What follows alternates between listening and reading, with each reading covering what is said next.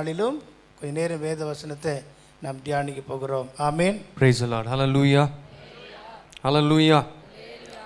ஆண்டவர் கிருபையாக இந்த வருஷத்தின் கடைசி நாளிலே தேவன் நம்மை கொண்டு வந்திருக்கிறார். கடைசி நிமிடத்துக்குள்ளாக நாம் வந்திருக்கிறோம். ஆமென்.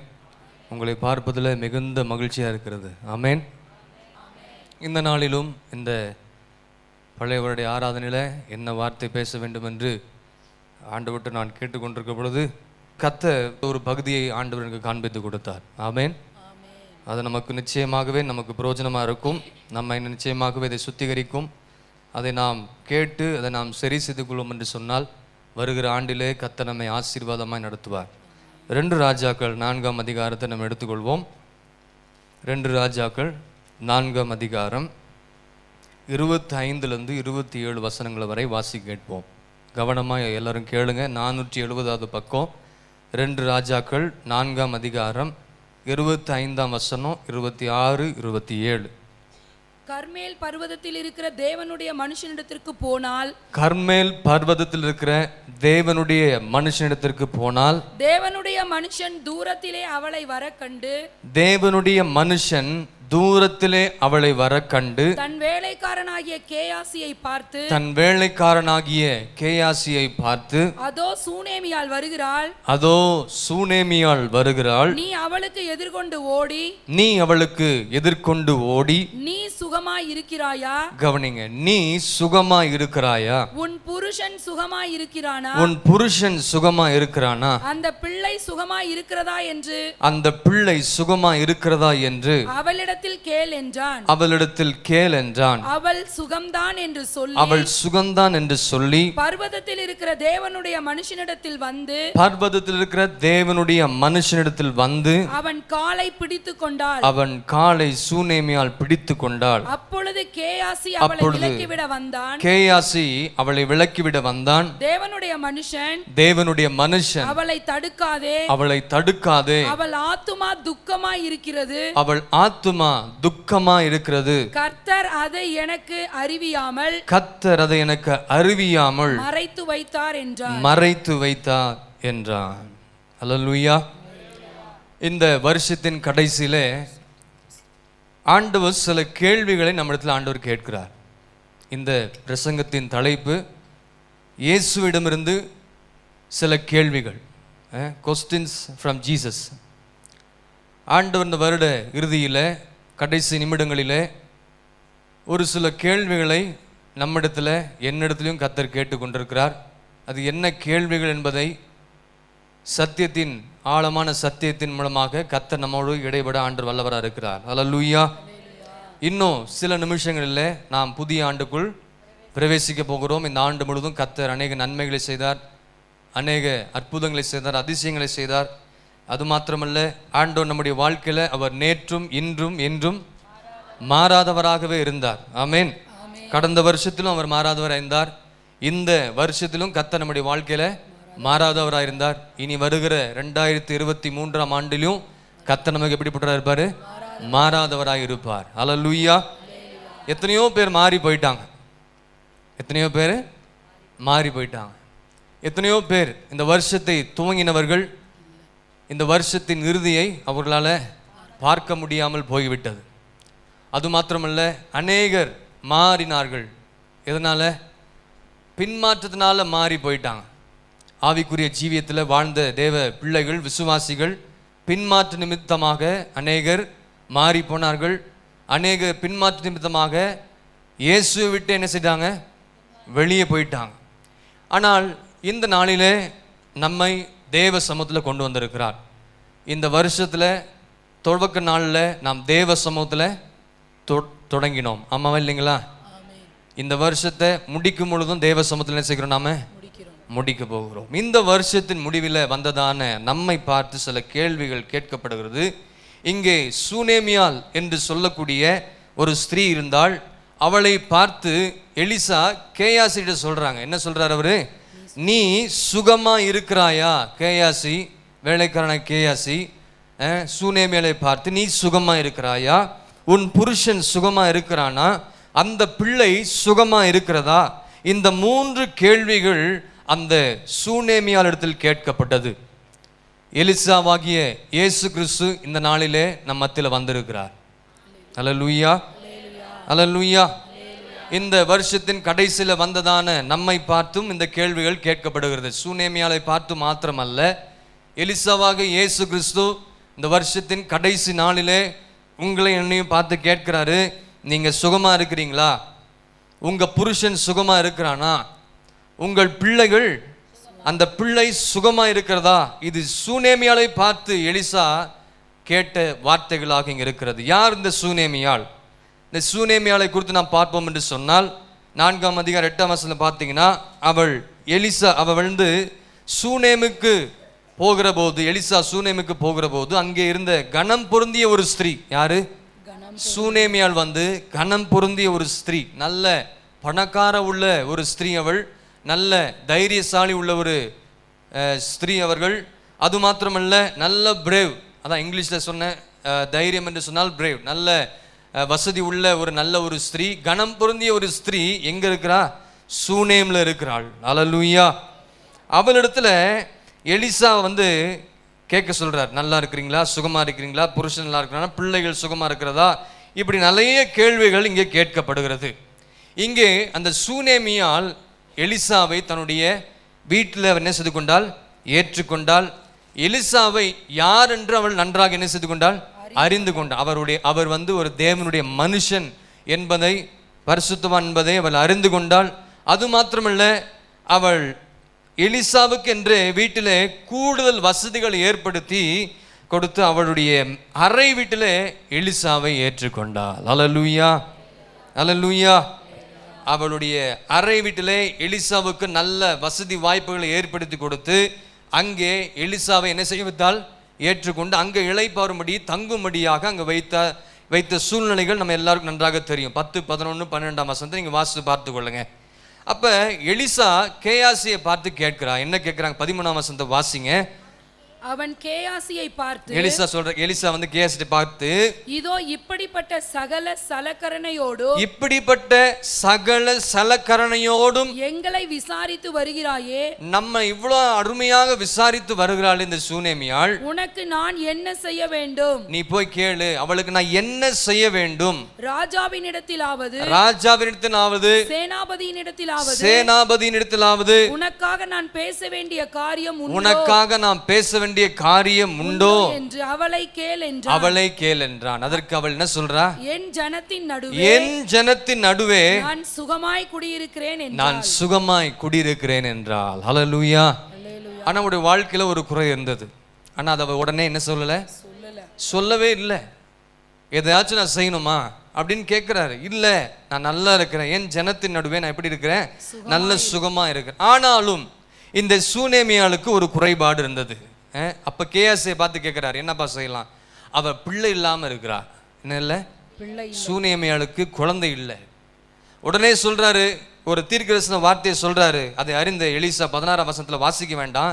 ஒரு பிராண உற்பத்த காலகட்டத்திலே நீ ஒரு குமாரனை அணைத்து கொண்டு இருப்பாய் என்று இங்கே எலிசா தீர்க்க தரிசனமாக சூனேமியாள் இடத்துல சொல்லுகிறத நாம் பார்க்க முடியும். ஆமென்.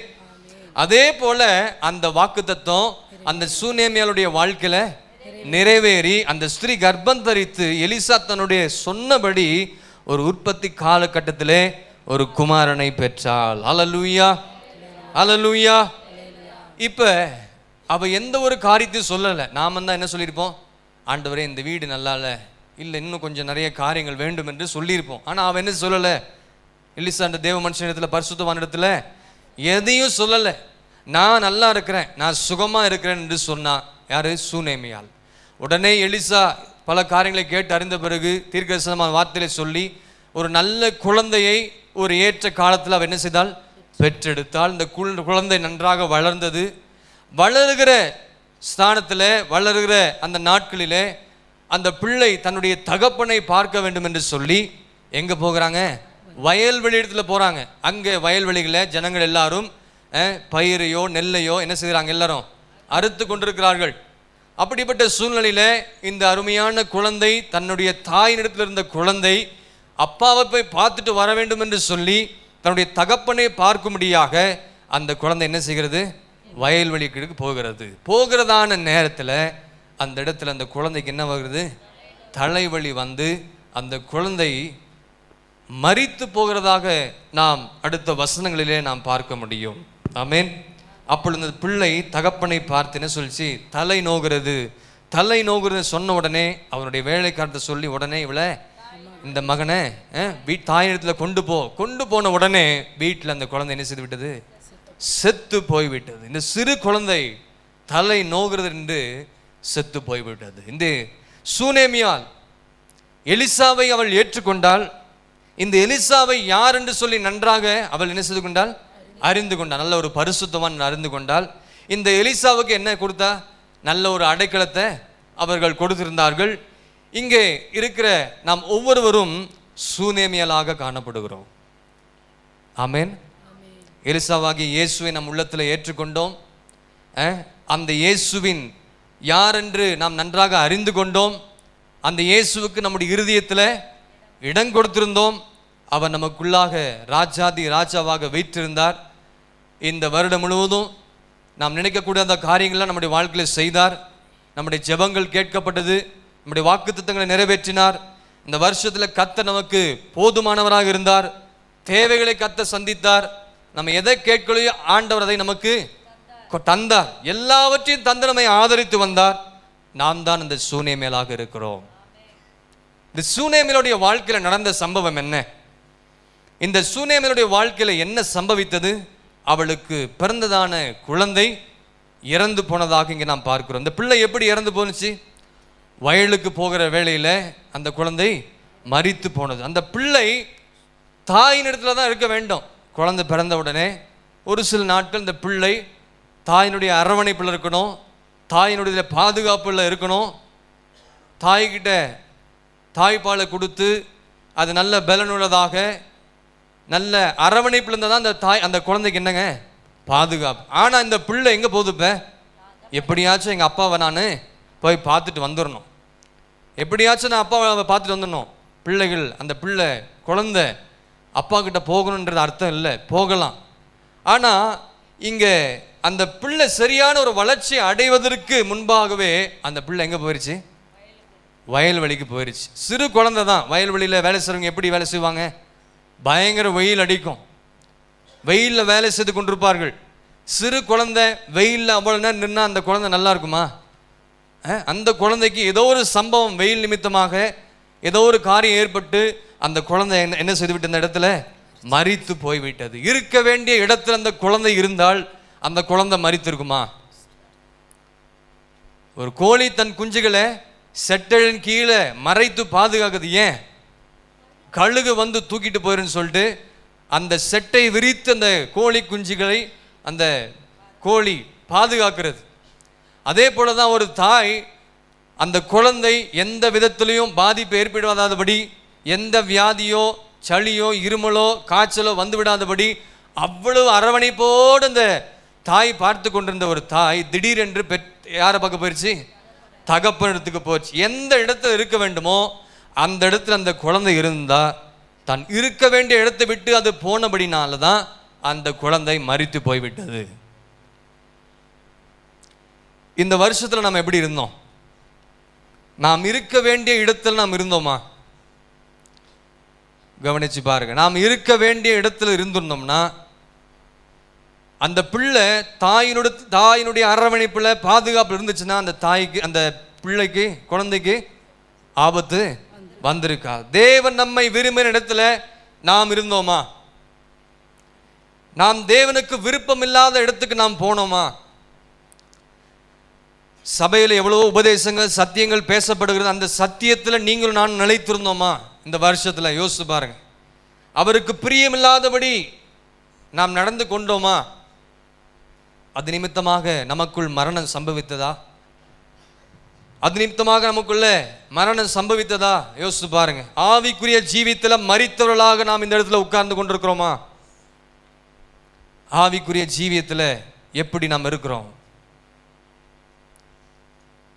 இந்த பிள்ளை எப்படி மரித்தது? பகலிலே வெயில் உஷ்ணத்தை தாங்க முடியாமல் அந்த பிள்ளை மரித்து போனது. அங்கே அப்படிதான் வாசிக்கிறேன். என்ன வாசிக்க? வெயில் நிமித்தமாக அப்படி ஒரு சம்பவம் அங்கே நடந்தது என்று சொல்லி இங்கே எழுதப்பட்டிருக்கிறது.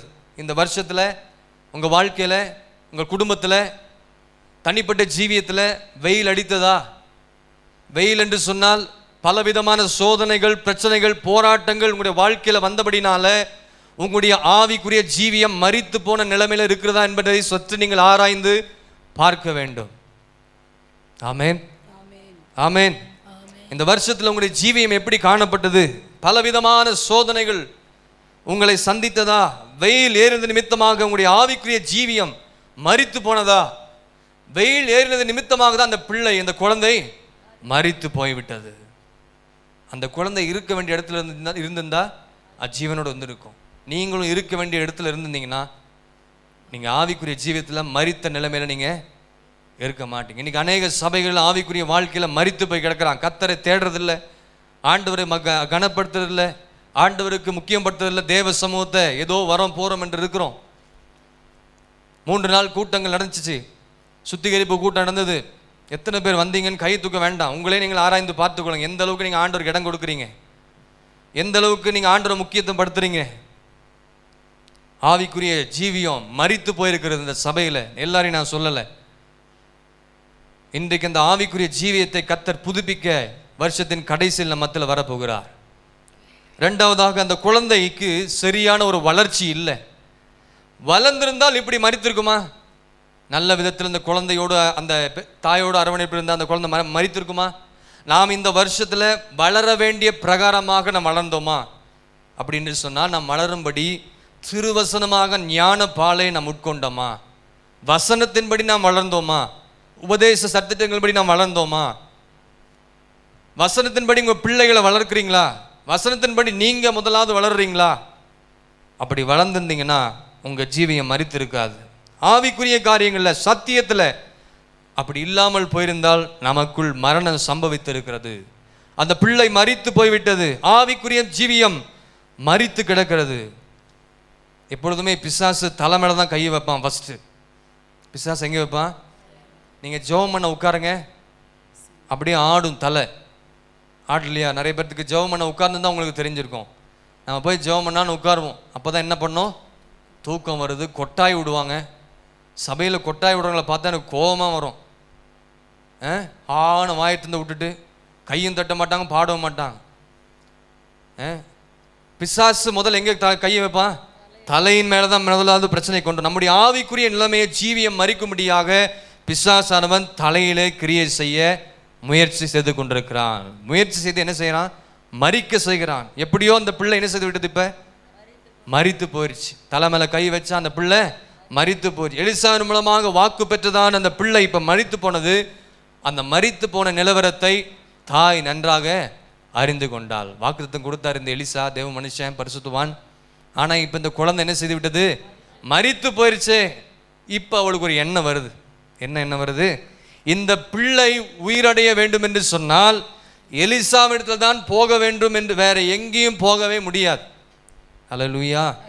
உங்க ஆவிக்குரிய ஜீவியம் மரித்திருந்தா, ஆவிக்குரிய நிலவரம் மரித்து போய் கொண்டிருந்தால், தேவ சமூகத்துக்கு நீங்க வந்து பரிசுத்தவான்கள் கொடுக்கிற உபதேசத்தை நீங்கள் கேட்டு அதை கேட்டு உங்க வாழ்க்கையில் அபியாசப்படுத்தி கொண்டு சரி செய்து கொள்ளும் என்று சொன்னால் மரித்து போன நிலவரத்தை கர்த்தர் மாற்ற வல்லவராக இருக்கிறார். அல்லேலூயா. வேற எங்கேயும் போக முடியாது சூனேமியால. எப்படியே எலிசாவிடத்துலாம் போகணும். வேற எங்க போனாலும் இந்த பிள்ளை என்ன செய்யாது? உயிரடையாது, பிழைக்காது. நீங்க எங்க போனாலும், எந்த சபைக்கு மாறி மாறி போனாலும் அந்த ஜீவியம், ஆவிக்குரிய ஜீவியம் என்ன செய்யாது? இங்க ஒன்று, அங்க ஒன்று. ஈஸ்டருக்கு, நியூ இயருக்கு, கிறிஸ்மஸ்க்கு, இப்படி எல்லாம் ஊர் சுற்றிக்கிட்டு இருக்கிறாங்க நிறைய விசுவாசிகள்லாம். அப்படியெல்லாம் இருக்கிறாங்க. எங்க போனாலும் உயிரடைய முடியாது. எலிசாவை மாத்திரம்தான் இந்த பிள்ளையை உயிரடைய செய்ய முடியும். ஆவிக்குரிய ஜீவியத்தில் மறுத்திருக்கிற நம்மை உயிரடை செய்வதற்கு தேவன் இந்த வருஷத்தின் கடைசி நாளிலே நம் மத்தியில் வந்திருக்கிறார். அல்லேலூயா. ஆவிக்குரிய ஜீவியத்தில் மறுத்திருக்கிற நம்முடைய ஜீவியத்தை தேவனால் மாத்திரம்தான் உயிரடை செய்ய முடியும். ஆமேன். அதனால தான் நாம் தேவ சமூகத்திற்கு இந்த நாளில் வந்திருக்கிறோம். மரித்திருக்கிற நம்மை கர்த்தர் என்ன செய்ய போகிறாரு? உயிர்ப்பிக்க போகிறார். நம்மை உயிர்ப்பிக்க இயேசுவால் மாத்திரம்தான் முடியும். நம்முடைய பின்மாற்றத்தை யார் மாற்ற முடியும்? ஆண்டவரால் தான் மாற்ற முடியும். ஆண்டவரால் தான் மாற்ற. நம்முடைய தாழ்ந்த ஜீவியத்தை ஆண்டவரால் தான் என்ன செய்ய முடியும்? மாற்ற முடியும். அந்த அறிவோடு கூட தான் நாம் இந்த நாளிலே தேவ சமூகத்தில் நம்ம எல்லாரும் ஒன்று கூடி வந்திருக்கிறோம். ஹல்லேலூயா. இந்த சூனேமியாள் இப்பொழுது என்ன செய்கிறாள்? 24ஆம் வசனத்தை வாசிங்க. இப்போ சூனேமியாள் குழந்தை இறந்துருச்சு, நல்ல ஒரு எண்ணம் வருது. இப்போ பரிசுத்தவான்கிட்ட போகணும், தேவதாசன்கிட்ட போகணும், ஊழியக்காரன்கிட்ட போகணும். இன்றைக்கு விசுவாசிகளிடத்தில் இருக்கிற பெரிய பிரச்சனைனா, ஏதாவது ஒரு காரியம் சம்பவிச்சுன்னா எதையுமே சொல்ல மாட்டாங்க, மூடி மறைச்சி வச்சுட்டே இருப்பாங்க. எப்படிங்க? மூடி மறைச்சி வைப்பாங்க. அப்புறம் அது பெருசாக வெடித்த பிறகு, அது பெருசாக ஆன பிறகு, அப்புறம் சபையில் ஓடி வந்து உட்கார்ந்து அழுது புலம்பி பாஸ்டர் ஜெபிங்க. ஆனால் இங்கே சூனேமியால் குழந்தை இறந்த உடனே எங்கே ஓடுறா? எங்கே ஓடுனீங்க இந்த வருஷம்?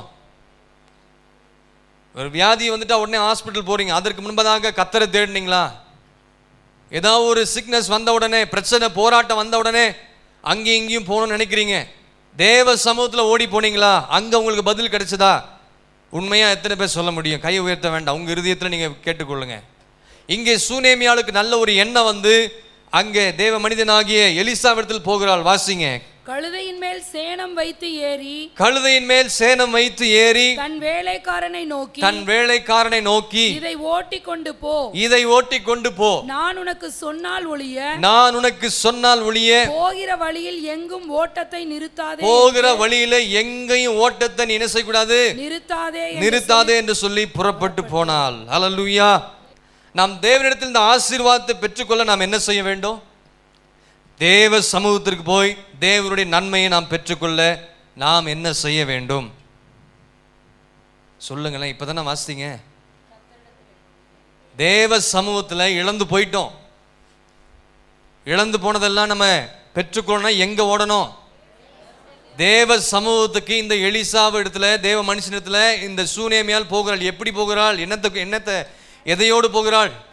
கழுதையோடு, வேலைக்காரர்களோடு இவர்கள் புறப்பட்டு போகிறது நாம் இந்த வசனங்களில் நாம் பார்க்கிறோம். ஆமென். நாமும் கூட கழுதையோடு வேலைக்காரரோடு தான் தேவ சமூகத்துக்கு போகணும். என்னடா இதுன்னு நினைக்கிறீங்களா? கழுதை என்பது தாழ்மையை தான் வெளிப்படுத்துகிறது. இன்னைக்கு தாழ்மை இருக்குதா? கழுதைன்னா என்ன அர்த்தம்? தாழ்மை. தாழ்மை தான். நாம் தாழ்மையோடு கூட தேவ சமூகத்தில் இன்றைக்கு என்ன வந்திருக்கிறோம்? கர்த்தரை ஆராதிக்க வந்திருக்கிறோம். எத்தனை பேர் தாழ்மையாக வந்திருக்கிறீங்க? கழுதையோடு வந்திருக்கிறீங்களா? தாழ்மையோடு வந்திருக்கிறீங்களா? தாழ்மையிலே ஜீவியத்தில் வாழ்ந்து கொண்டிருக்கிறீங்களா? கர்த்தரனை ஆசீர்வதித்தார் என்று சொல்லி நம்மை தாழ்த்தி தேவ சமூகத்துக்கு இந்த வருஷத்தின் கடைசியில் வந்து நம்ம உட்கார்ந்து கொண்டிருக்கிறோமா? கவனிங்க. இந்த வருஷத்தில் நாம் என்னெல்லாம் இழந்து போனோமோ மீண்டுமாக அதை பெற்றுக்கொள்ளும்படியாக கர்த்தர் நம்முடைய வாழ்க்கையில் ஒரு தாழ்மையை கர்த்தர் எதிர்பார்க்கிறார்.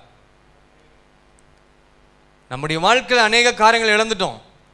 ஆனால் அந்த இழந்ததெல்லாம் நீங்கள் பெற்றுக்கொள்ளணும்னா உங்கள் வாழ்க்கையில் கர்த்தர் ஒரு தாழ்மையை என்ன செய்கிறாரு? எதிர்பார்க்கிறார். தாழ்மை உள்ளவருக்கு தான் ஆண்டவர் என்ன செய்கிறாருங்க? கிருபை அளிக்கிறார். தேவ சமூகத்தில் நம்ம ஆசீர்வதிக்கப்பட ஒரு தாழ்மை நமக்கு தேவையாக இருக்குது. நீங்கள் நல்லா இருக்கணும்னா நீங்கள் தேவ சமூகத்தில் எப்படி வரணும்? தாழ்மையாகவும் வரணும், தாழ்மையாகவும் ஜீவிக்கணும், தாழ்மையாகவும் பேசணும், தாழ்மையாகவும் நீங்கள் வாழ வேணும் என்பதை ஆண்டவர் விரும்புகிறார். ஹல்லேலூயா. வியாதி சுகமாக்கப்பட உங்களுக்கு என்ன வேண்டும்? ஒரு தாழ்மை வேண்டும். ஏன்னா மரித்து போயிடுச்சு குழந்தை, தாழ்மையோடு போகிறா. எங்கே? தேவ மனிதனாகிய பரிசுத்தவனாகிய எலிசாவிடத்தில் இங்கே கடந்து போகிறது நாம் பார்க்க முடியும். கெட்ட குமாரனை குறித்து நமக்கு நல்லாக அறிந்த ஒரு காரியம். கெட்ட குமாரன் அந்த ஆசீர்வாதத்தை பெற்றுக்கொள்ளும்படியாக, இழந்து போனதை பெற்றுக்கொள்ளும்படியாக அவனுக்கு ஒரு தாழ்மை இருந்தது. இன்றைக்கு யாரெல்லாம் தங்களை தாழ்த்துகிறார்களோ தேவ சமூகத்தில் கர்த்தர் அவர்களை வருகிற நாட்களில் என்ன செய்ய போகிறார்? அவர்களை உயர்த்துவார், அவர்களை ஆசீர்வதிப்பார், அவர்களை கர்த்தர் உயிர்ப்பிக்க ஆண்டவர் வல்ல தேவனா இருக்கிறார். ஆமென். கழுதையோடு மாத்திரமல்ல, வேலைக்காரர்களோடு நாம் போகணும். வேலைக்காரர்கள் என்று சொன்னால் ஒரு பணிவு நமக்கு இருக்கணும். பணிவு இருக்குதா? வாலிப பிள்ளைகளுக்கு பணிவு இருக்குதா? பணிவாக பேசுகிறீங்களா? அம்மா அப்பாட்ட, சபையில் இருக்க பெரியவங்கிட்ட பணிவாக பேசுகிறீங்களா? மரியாதையோடு பேசுகிறீங்களா? பெற்றோர்கிட்ட மரியாதையோடு பேசுகிறீங்களா? வெளியில் எப்படி இருக்கிறீங்க? ஒரு பணிவு இருக்குதா நம்முடைய வாழ்க்கையில்? தாழ்மையோடு பணிவோடு எங்கே வருகிறா சூனேமியாள்? ஆசீர்வாதத்தை பெற்றுக்கொள்ளணும்னா வருகிற ஆண்டில் ஆசீர்வாதம் பேசுகிறாங்க, நல்லது தான். அந்த ஆசீர்வாதத்தை நீங்கள் பெற்றுக்கொள்ள வேண்டும் என்று சொன்னால் ஒரு தாழ்மை உங்களுக்கு அவசியம். அதோடு கூட என்ன வேண்டும்? பணிவு வேண்டும். தாழ்மையோடும் பணிவோடும் அவள் எங்க புறப்பட்டு போகிறாள்? கர்மேல் பர்வதத்தில் இருக்கிற தேவனுடைய மனுஷனத்திற்கு போனாள். ஹல்லேலூயா. அப்ப இன்றைக்கு நாமும் கூட எங்க வந்திருக்கிறோம்? கர்மேல் பர்வதற்கு. இந்த ராத்திரி வேளையில நாம் தேவ சமூகத்தில் ஒன்று கூடி வந்திருக்கிறோம். சூனேமியாளை போல வந்திருக்கிறோம். ஏதோ ஒன்று இழந்து போயிருக்கிறீங்க. உங்க வாழ்க்கையில சந்தோஷத்தை இழந்து போயிருக்கிற, உங்க வாழ்க்கையில நிம்மதிகள் இழந்து போயிருக்கிறீங்க, உங்க வாழ்க்கையில சமாதானத்தை இழந்து போயிருக்கிறீங்க, குடும்பங்களில் வேதனையோடு வாழ்ந்து கொண்டிருக்கிறீங்க, சந்தோஷம் இல்லை, நிம்மதி இல்லை, ஒரே போராட்டமான சூழ்நிலை, ஏதோ ஒன்று இழந்து போய் இந்த தேவ சமூகத்தில் இந்த நாளில் வந்திருக்கிறீங்க. அதே போல தான் ஏதோ ஒரு காரியத்தை இழந்தபடினால தான் கர்மேல் பருவத்தில் இருக்கிற தேவனுடைய மனுஷனத்திற்கு சூனேமியால் போகிறதை நாம் இங்கே பார்க்கிறோம். எலிசாவாகி இயேசுவிடத்தில் வந்திருக்கிறாள். நீங்களும் நானும் இன்றைக்கு எங்கே வந்திருக்கிறோம்? இயேசுவிடத்தில் நாம் வந்திருக்கிறோம். இயேசுவிடத்தில் வந்திருக்கிறோம். இழந்ததை நாம் பெற்றுக்கொள்ள போகிறோம். விசுவாசிக்கிறீங்களா? கர்மேல் பர்வதமாகிய சபைக்கு இந்த நாளிலே கர்த்தர் ஒன்று கூடி வர தேவன் கிருபை செய்திருக்கிறார். எதற்கு? எதையெல்லாம் இழந்து போனோமா மீண்டுமாக பெற்றுக்கொள்ள போகிறோம். எத்தனை பேருக்கு அந்த விசுவாசம் இருக்குது? எத்தனை பேருக்கு அந்த நம்பிக்கை இருக்குது? மேல இருக்கிறவங்க, வெளியே இருக்கிறவங்க எல்லாரும் அழிலே சொல்லுங்க பார்ப்போம். ஹல்லேலூயா. இப்ப எலிசா சூனேமியாளை தூரத்தில் வருவதை கண்ட உடனே கேயாசியை பார்த்து சொல்ற, வேலைக்காரனை கேயாசியை பார்த்து, நீ இப்போ என்ன செய், அங்க பார் சூனேமியாள் வருகிறாள், என்ன செய்யணும்? நீ எதிர்கொண்டு போய் நீ சுகமா இருக்கிறாயா, அந்த பிள்ளை சுகமா இருக்கிறதா, அவனுடைய புருஷன் சுகமா இருக்கிறானா என்று அவரிடத்துல கேட்க சொல்றார். எலிசா கேயாசி இடத்துல. இங்க இருக்கிற ஒவ்வொருவரும் நீங்க பதில் சொல்ல வேண்டும். என்ன பதில் சொல்லணும்? நீங்க சுகமா இருக்கிறீங்களா? நீங்க உங்க புருஷன் சுகமா இருக்கிறானா? உங்க பிள்ளைகள் சுகமா இருக்கிறது? ஒவ்வொருவரும் நம்ம இந்த கேள்விகளுக்கு நம்ம பதில் சொல்லியே ஆக வேண்டும். அந்த சூனேமியால் என்ன சொன்னால், கேட்ட உடனே நான் நல்லா தான் இருக்கிறேன், நான் சுகமா தான் இருக்கிறேன் என்று சொல்லுகிறத நம்ம இங்க பார்க்க முடியும். ஆனா அவளுக்குள்ள என்ன ஒரு துக்கம் இருக்கிறதை எலிசா கண்டு கொண்டார். உங்களுக்குள்ள ஒரு துக்கம் இருக்கிறத ஆண்டவர் நாளிலே பார்த்து கொண்டே இருக்கிறார். உன் துக்கத்தை அறிந்திருக்கிறார். உன் வேதனைகளை கர்த்தர் அறிந்திருக்கிறார். தேவ சமூகத்தில் நீங்க வந்திருக்கிறீங்க. உன் வேதனைகள் எல்லாம் கர்த்தர் என்ன செய்ய போறாரு?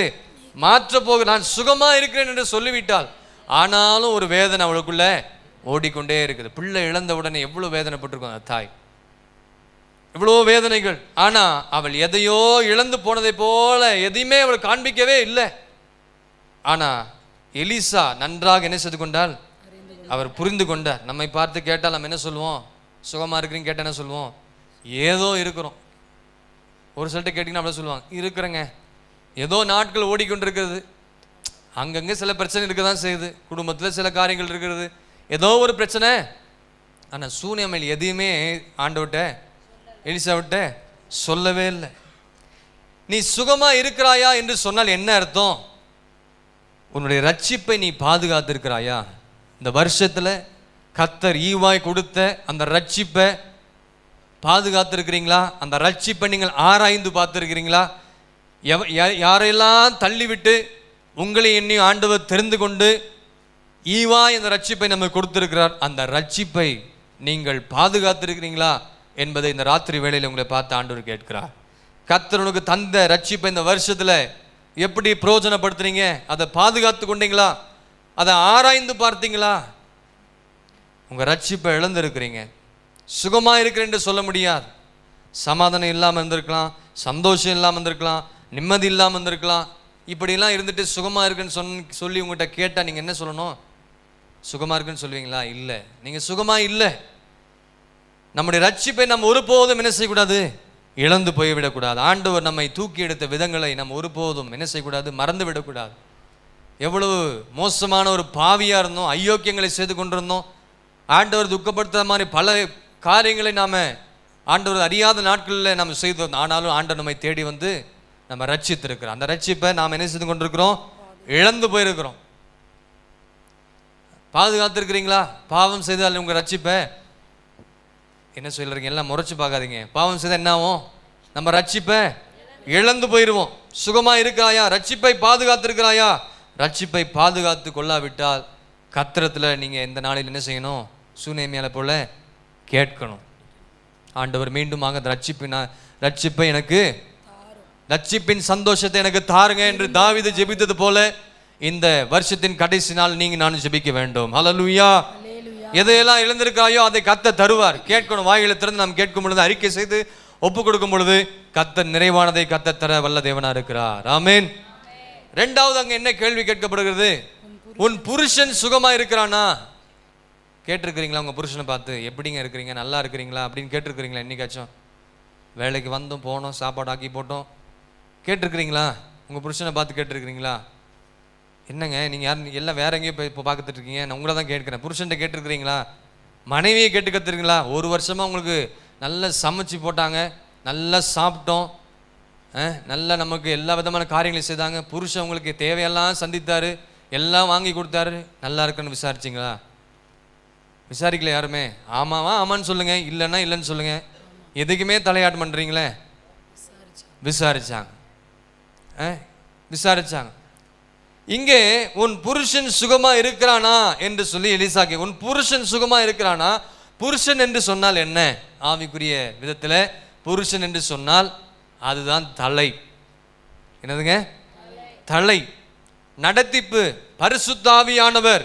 அந்த பரிசுத்தாவியாகிய தலையை நாம் வைத்திருக்கிறோமே, அந்த புருஷனை இழந்து விட்டோமா? பரிசுத்தாவின் அபிஷேகத்தை இழந்திருக்கிறாயா? நடத்திப்புக்காரர்களை துக்கப்படுத்திருக்கிறாயா? பெற்ற அபிஷேகத்தை நீ துக்கப்படுத்திருக்கிறாயா? பரிசுத்தாவியை துக்கப்படுத்தி பரிசுத்தாவியை இந்த நாளில் இழந்து போயிருக்கிறோமா? பரிசுத்தாவின் அபிஷேகத்தை பெறல. எப்படி இழந்து போயிருப்பாங்க சிலர்லாம்? இன்னைக்கு வாலிப பிள்ளைகள் அபிஷேகம் பெறல, பெரியவங்க அபிஷேகம் பெறல. எப்போ அபிஷேகம் பெற போறாங்க நமக்கு தெரியாது. கேட்டால் அப்புறம் பெற்றுக்கொள்ளான்றாங்க. அப்புறம் ஆண்டவர் வருகை வந்தா கஷ்டம்தான். எத்தனை பேர் அபிஷேகம் பெற்றீங்க கை தூக்குனா வெக்கமாக தான் இருக்கும். இன்றைக்கு பரிசுத்தாவியை பெற்று அதை துக்கப்படுத்தி கொண்டிருக்கிறீர்களா? இல்லை உங்கள் பரிசுத்தாவிகளை என்ன செய்து விட்டீங்க, இழந்திருக்கிறீங்களா? அங்கே ஆராய்ந்துப்பா. இந்த வருஷத்தில் பரிசுத்தாவியானவரை நாம் துக்கப்படுத்திருக்கிறோமா? பரிசுத்தாவிக்கு விரோதமாக நாம் என்ன செய்திருக்கிறோம்? எதிர்த்து நின்றோமா? பரிசுத்தாவியை துக்கப்படுத்தினோமா? நடத்திப்புக்காரர்களை துக்கப்படுத்தினோமா? முதலாவது இயேசுவை நீங்கள் துக்கப்படுத்தினீங்களா? அவர் தான் நமக்கு அபிஷேகத்துக்கு வந்தார். நடத்திப்புக்காரர்கள் ஊழியக்காரர்களை துக்கப்படுத்திருக்கிறோமா? வேதனைப்படுத்திருக்கிறோமா? பரிசுத்தவான்களை நம்ம துக்கப்படுத்திருக்கிறோமா? பரிசுத்த ஆவியின் அபிஷேகத்தை இழந்திருக்கிறீங்களா? யோசித்து பாருங்க.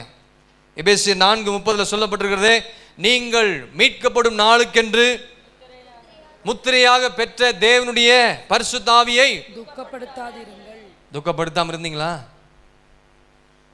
அதுதான் கேட்கிறார். உன் புருஷன் சுகமா இருக்கிறானா? புருஷன் என்று சொன்னால் ஆவிக்குரிய தலை. நடத்திப்பு பரிசுத்தாவியை துக்கப்படுத்திருக்கிறீங்களா? பரிசுத்தாவி இழந்து போய்விடவே கூடாது. அப்படியானால் நம்முடைய புருஷன் நம்ம என்ன செய்து விட்டோம்? இழந்து விட்டோம் என்பதன் அர்த்தம். ஒருவேளை இழந்திருப்பீங்கன்னு சொன்னால் இனி வருகிற நாட்களே அந்த இழந்த அபிஷேகத்தை மீண்டுமாக உங்கள் வாழ்க்கையில் புதுப்பித்து கொள்ளுங்க. அபிஷேகத்தை பெறலைன்னா தேவ சமூகத்தில் காத்திருந்த அபிஷேகத்தை நம்ம என்ன செய்து கொள்ள வேண்டும்? பெற்றுக்கொள்ள வேண்டும். மூன்றாவது ஒரு கேள்வி கேட்கப்படுகிறது, அந்த பிள்ளை சுகமா இருக்கிறதா? சூனேமியார்ட்ட கேட்குறாங்க, அந்த பிள்ளை, அந்த குழந்தை சுகமா இருக்கிறதா? இந்த பிள்ளை சுகமா இருக்கிறதா? பிள்ளை என்றால் உங்க ஜெய ஜீவியத்தை நீங்க பாதுகாத்து கொண்டிருக்கிறீங்களா? ஜெய ஜீவியத்தை பாதுகாத்து கொண்டிருக்கிறீங்களா? உங்க ஆவிக்குரிய அனுபவங்களை நீங்கள் பாதுகாத்து கொண்டிருக்கிறீங்களா? ஆவிக்குரிய காரியங்களில் நீங்கள் எப்படி இருந்திருக்கிறோம்? ஆவிக்குரிய காரியங்களில் நம்ம எப்படி வளர்ந்தோம்? எப்படி நான் அதை பாதுகாத்து கொண்டு ஒரு ஜெய ஜீவியத்தில் நீங்கள் நானும் வளர்ந்துருக்கிறோமா? ஆண்டவர் நம்ம ஒவ்வொரு வாட்டியும் ஆண்டவர் பேசுகிறார். என்கிட்ட முதல் பேசிட்டு தான் அதுக்கப்புறம் உங்களுக்கு பேசுகிறார். அந்த பிள்ளை சுகமாக இருக்கிறதா? இந்த மூன்றுக்கும் நம்ம என்ன பதில் சொல்ல போகிறோம்? நம்ம ரட்சிப்பை இழந்திருக்கிறோமா? யோசித்து பாருங்க. அபிஷேகத்தை இழந்து போயிருக்கிறோமா? ஜெய ஜீவியத்தை இழந்து போயிருக்கிறோமா? இல்லை ஒன்றை இழந்து ரெண்டை வைத்திருக்கிறோமா? இல்லை ரெண்டை இழந்து ஒன்றை வைத்திருக்கிறோமா? இல்லை எதையுமே எல்லாவற்றையும் இழந்து ஒருவேளை நீங்கள் தேவ சமூகத்தில் வந்திருக்கலாம். வாழ்க்கையில் பல காரியங்களை இழந்து போயிருக்கலாம். உன் ஜீவியத்தில் ஆண்டவர் கொடுத்த ஆசீர்வாதங்களை இந்த வருஷத்தில் இழந்து போயிருக்கலாம். உன் வாக்கு தத்தங்கள்லாம் நிறைவேறாமல் எல்லா காரியம் இழந்து போயிருக்கோம்.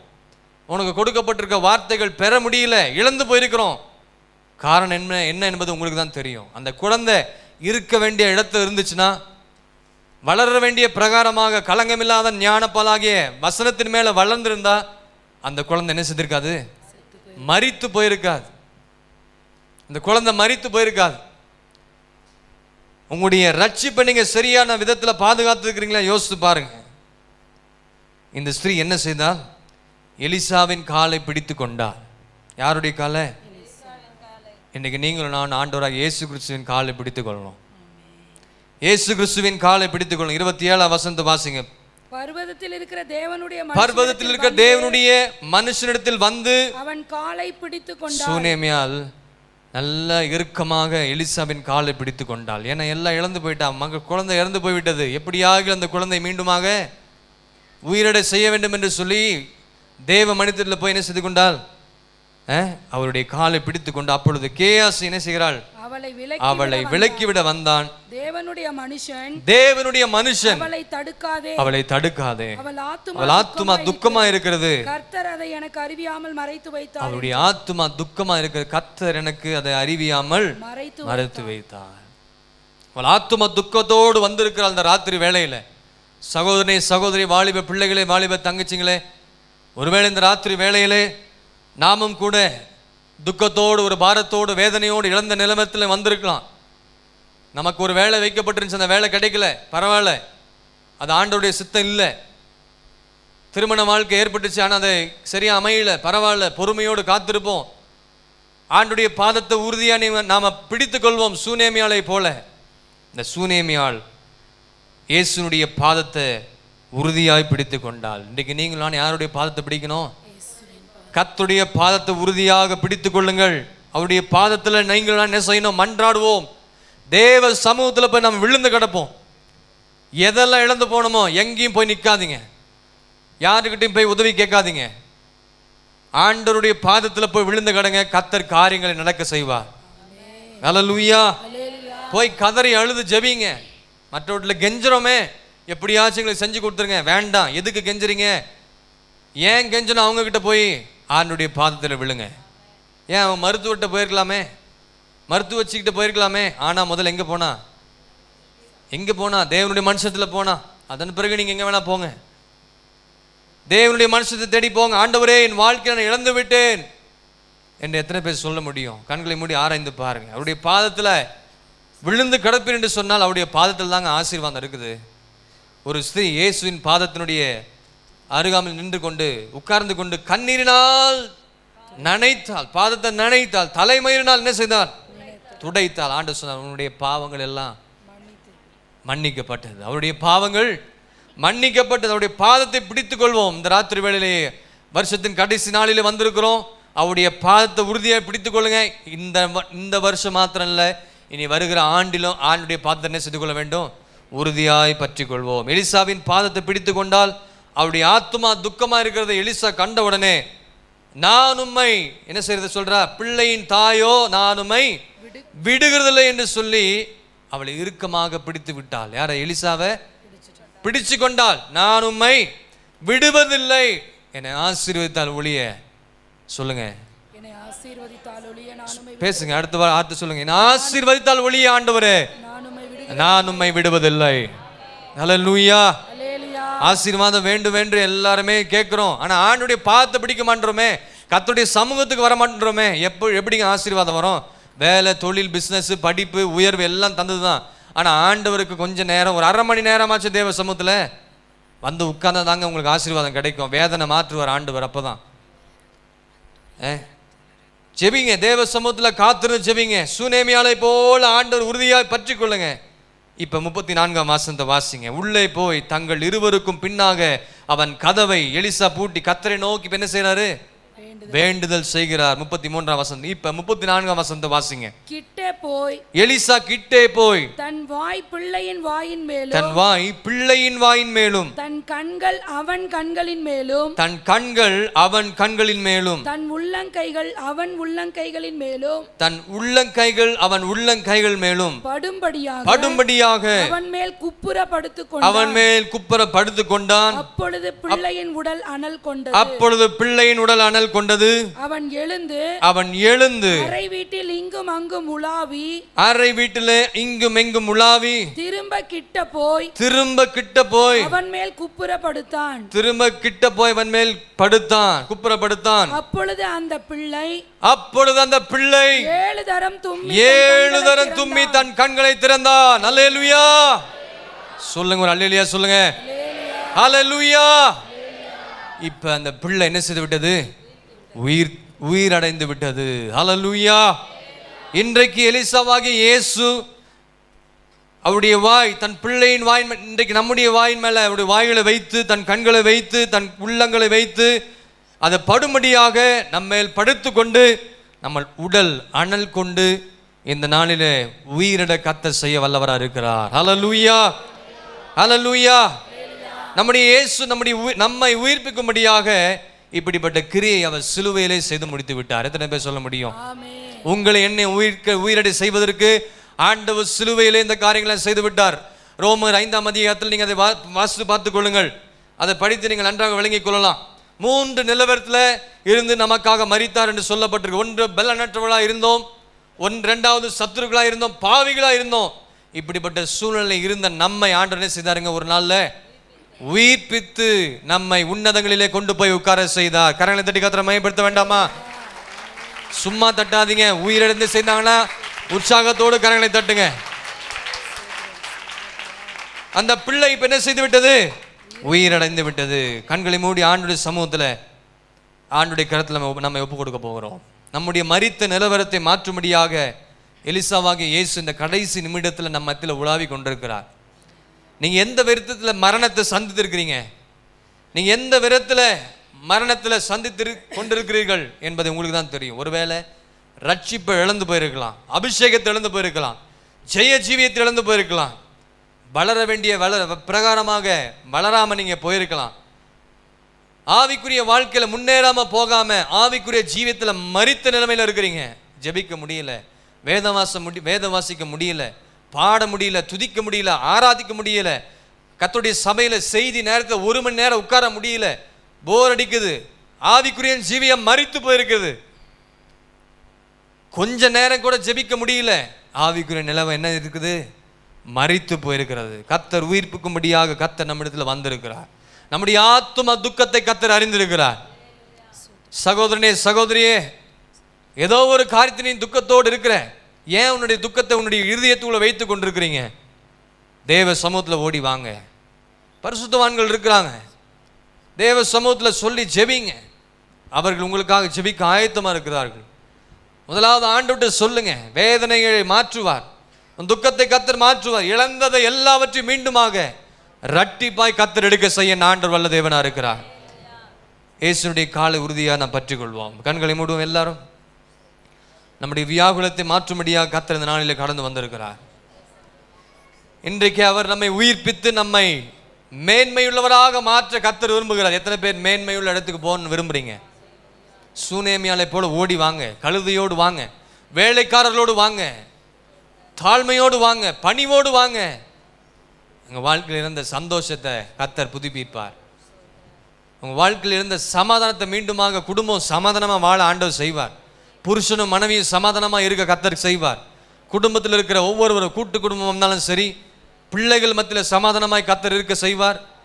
வேலை செய்கிற இடத்துல சமாதானத்தில் இழந்திருக்கலாம், படிக்கிற இடத்துல, வியாபாரத்தில், ஊழியத்தில், எல்லாவற்றையும் ஆண்டவர் திரும்ப தர போகிறார். கண்களை மூடி எல்லாரும் ஜெபிங்க. கண்களை மூடி எல்லாரும் ஜெபிப்பீங்களா? எல்லாரும் கண்களை மூடி தேவ சமூகத்தில் உங்களை அர்ப்பணித்து ஒப்பு கொடுங்க.